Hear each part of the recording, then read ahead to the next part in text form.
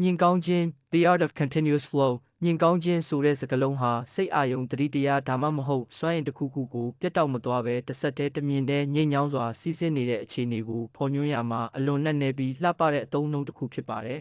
။အဓိကအားဖြင့်အောက်ပါကဏ္ဍတွေမှာဒီအခြေအနေရဲ့သဘောတရားကိုတွေ့မြင်နိုင်ပါတယ်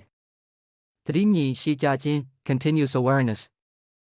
စိတ်ကိုတည်ငြိမ်အောင်ထားတဲ့အခါစိတ်အာရုံကဟိုရောက်ဒီရောက်လွတ်မသွားဘဲမိမိတိမှတ်နေတဲ့အတိသတိတရားကကျိုးမြင်လေးတစ်ခုလိုတစ်ဆက်တည်းကောင်းမွန်စွာစီးဆင်းနေခြင်းဖြစ်ပါတယ်။လှုပ်ဆောင်မှုအပေါ်စီမျောခြင်း flow state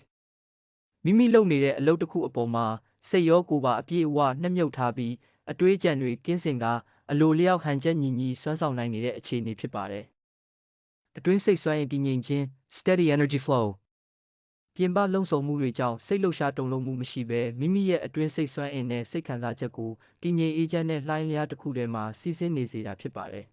။စိတ်ရဲ့အာယုံစူးစိုက်မှုမြင်လေးဟာတင်းလွန်းရင်ပြတ်တက်ပြီးလျှော်လွန်းရင်လည်းလွင့်ပါတတ်ပါတယ်။အနေတော်မြင်ကောင်းနေတဲ့အခါမှာတော့အရာရာဟာအလိုလျောက်ဟန်ချက်ညီသွားတတ်ပါတယ်။